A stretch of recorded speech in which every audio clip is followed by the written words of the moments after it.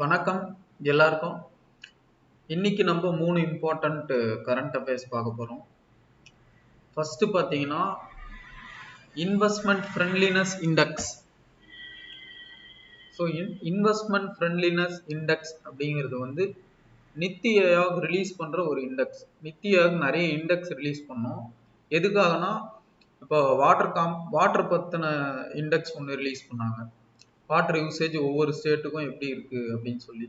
நித்தி ஆயோகோட இந்த index release பண்ற நோக்கம் வந்து ஒவ்வொரு ஸ்டேட்டுக்கிட்டையும் காம்படிஷன் கொண்டு வரணும். இந்த ஸ்டேட் இப்படி பெர்ஃபார்ம் பண்ணியிருக்கு, இது இப்படி பெர்ஃபார்ம் பண்ணியிருக்குன்னும் போது அவங்கள பார்த்து நம்ம இன்னும் பெர்ஃபார்ம் பண்ணோம். இந்த காம்படிஷன் அந்த உணர்வை கொண்டு வரதுக்காக தான் நித்தி ஆயோக் வந்து நிறைய இண்டெக்ஸை ரிலீஸ் பண்ணோம். அந்த வகையில ரிலீஸ் பண்ண ஒரு இண்டெக்ஸ் தான் இந்த இன்வெஸ்ட்மெண்ட் ஃப்ரெண்ட்லினஸ் இண்டெக்ஸ்.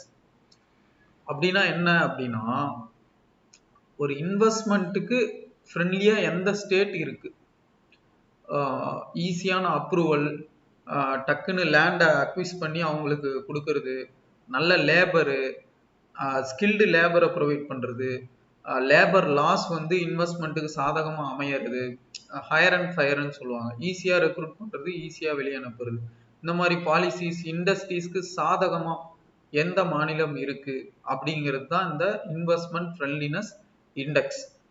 இதுல ஃபர்ஸ்ட் யார் இருக்கா அப்படின்னா குஜராத் 56.6 பாயிண்ட்ஸ் அதை வாங்கி குஜராத் ஃபர்ஸ்ட்ல இருக்காங்க. செகண்ட் மகாராஷ்டிரா 53.7. இதில் நீங்க கரெக்டா அப்சர்வ் பண்ணீங்கன்னா தெரியும், குஜராத் 3 பாயிண்ட் அதிகம். செகண்ட் பிளேஸ் இருக்கிற ஸ்டேட்டை விட குஜராத் 3 பாயிண்ட் அதிகம். இப்போ மகாராஷ்டிராவுக்கும் தமிழ்நாட்டுக்கும் பாருங்க, தமிழ்நாடு தேர்ட் பிளேஸ் 53.3, 0.4% தான் டிஃபரன்ஸ் தமிழ்நாட்டுக்கும் மகாராஷ்டிராவுக்கும்.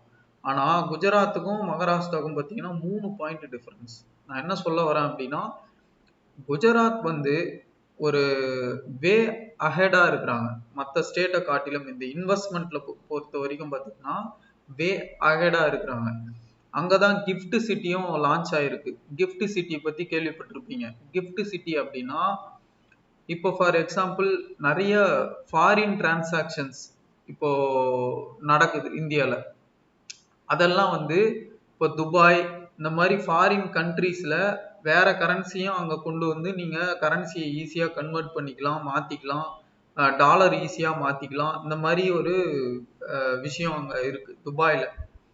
அதே மாதிரி நீங்க எவ்வளோ வேணாலும் கேஷா கொண்டு போய் அங்க என்ன வேணாலும் வாங்கிக்கலாம். ஆனா இங்க கேஷ் புழக்கிறதுக்கு நிறைய ரெஸ்ட்ரிக்ஷன் இருக்கு இந்தியால. ஸோ அங்க அந்த ரெஸ்ட்ரிக்ஷன் கிடையாது, கரன்சி கன்வர்ஷனுக்கு ரெஸ்ட்ரிக்ஷன் கிடையாது.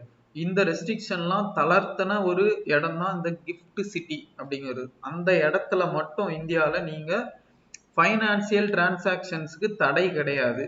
சரி, எதுக்கு இப்படி வச்சிருக்காங்க அப்படின்னா, ஃபாரின் எஃப்டிஐ அந்த டாலர் கொஞ்சம் நிறைய இந்தியாவுக்குள்ள வரட்டும் அப்படிங்கிற அந்த நோக்கம் தான். அதை பத்தி டீட்டெயிலா இன்னொரு கிளாஸ்ல பார்ப்போம். நான் ஜஸ்ட் ஒரு ஐடியா சொல்றேன்.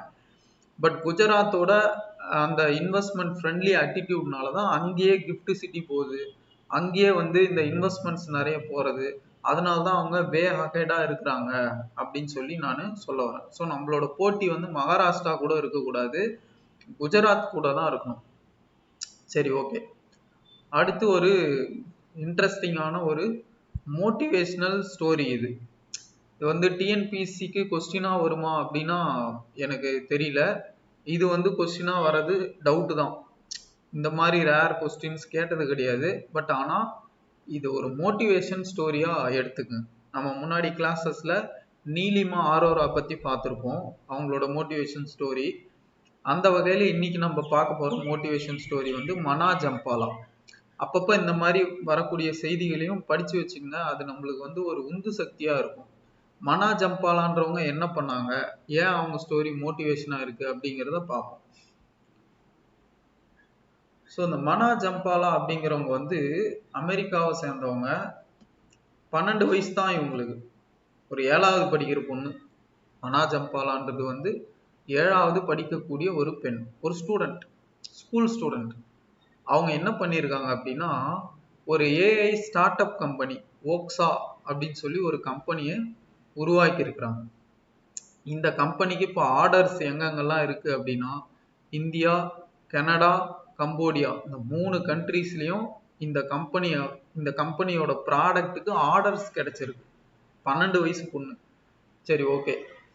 இது என்ன பண்ணும் அந்த ஓக்ஸா அப்படிங்கிறது? இது எப்படி அவங்க உருவாக்குனாங்க அப்படின்னா, இவங்க அப்பா ஒரு கம்பெனில ஒர்க் பண்றாரு. அந்த கம்பெனில என்ன ஆகுதுன்னா,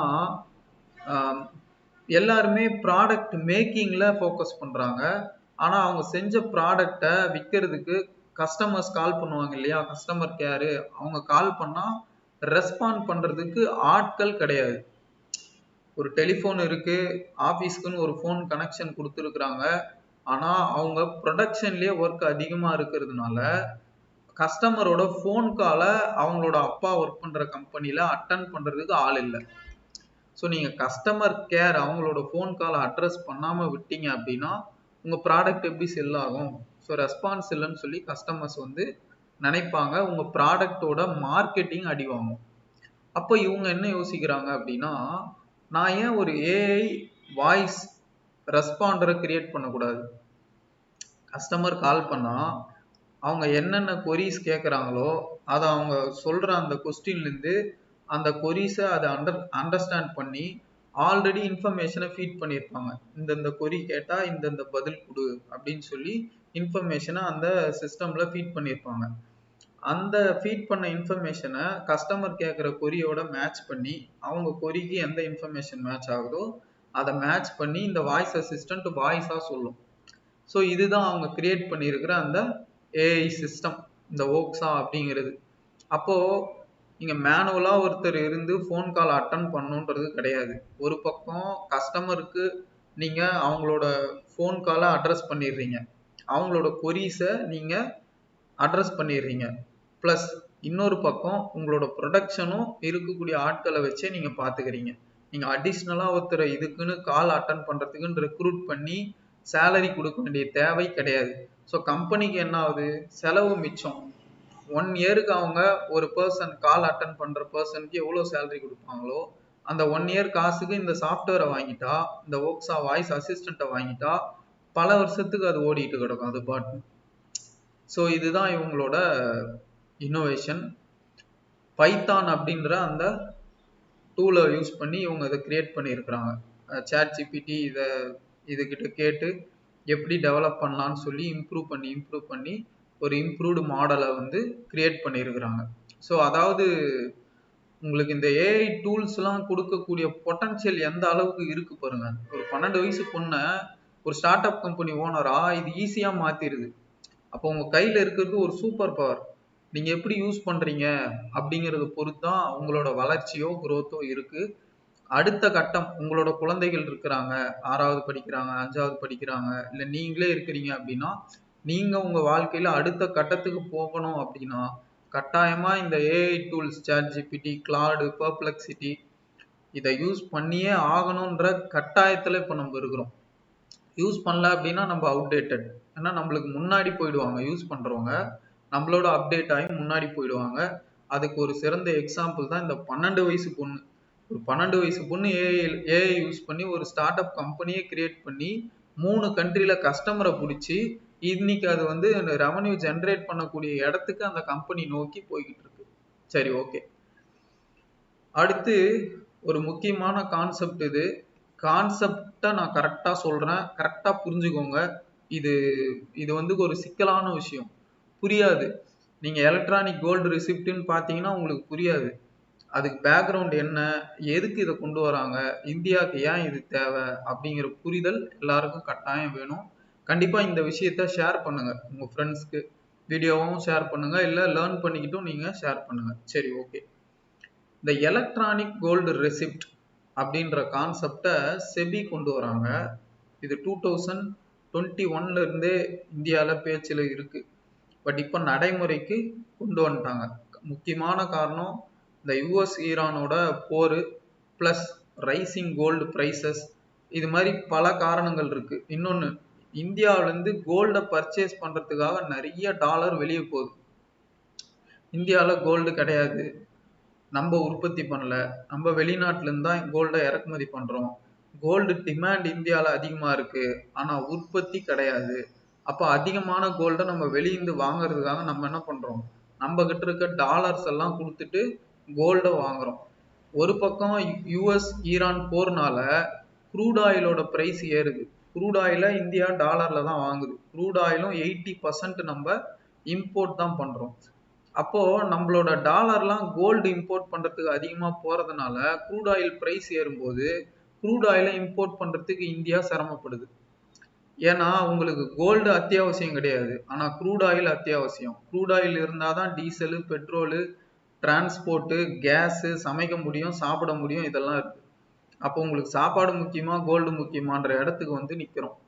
அப்ப கவர்மெண்ட் என்ன பண்ணுதுன்னா கோல்டு இம்போர்ட்டை எப்படிலாம் குறைக்கலாம் அப்படின்னு சொல்லி ஐடியா பண்ணுது. அதனாலதான் என்ன பண்றாங்கன்னா 15% இம்போர்ட் டியூட்டி போடுறது கவர்மெண்ட். ஒரு 1.5 months முன்னாடி நம்மளோட பிரதமர் வந்து கோல்டு இம்போர்ட் டியூட்டியை 15% ஏத்திட்டு அனௌன்ஸ்மெண்ட் பண்ணிட்டு அதுக்கப்புறம் வந்து தங்கம் வாங்குறத குறைச்சிக்கங்கன்னு ஓப்பனாவே சொல்லியிருப்பாரு.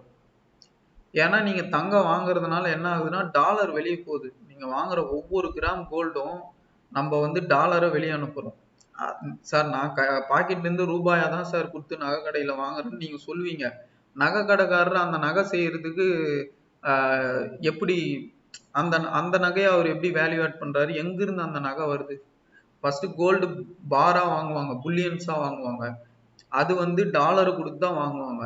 அதுக்கப்புறம் தான் அது லோக்கலுக்கு வந்த அப்புறம் நகையா செஞ்சு உங்க கைக்கு வருது. ஸோ அப்போ நம்ம வாங்கக்கூடிய நகையினால இம்போர்ட் அதிகமாகுது. இம்போர்ட் அதிகமாகிறதுனால நம்ம டாலர் வெளியே போகுது.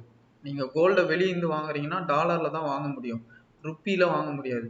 உங்ககிட்ட இருக்க டாலர்லாம் நீங்க கோல்டுக்கு செலவு பண்ணிட்டீங்கன்னா க்ரூட் ஆயில் வாங்குறதுக்கு டாலர் குறையுது. அதனாலதான் பிரதமர் வந்து நீங்க கோல்டு வாங்குறத குறைச்சிங்க அப்படிங்கிறாரு. கோல்டு வாங்குறத நம்ம குறைக்கிறதுக்காக கொண்டு வரப்பட்ட, வெளியிலிருந்து இம்போர்ட் பண்றத குறைக்கிறதுக்காக கொண்டு வரப்பட்ட திட்டம் தான் இந்த எலக்ட்ரானிக் கோல்டு ரிசிப்ட்ஸ். இதை நீங்க ஃபுல்லா புரிஞ்சுக்கிறதுக்கு முன்னாடி நீங்க ஒரு பேக்ரவுண்டு புரிஞ்சுக்கணும்.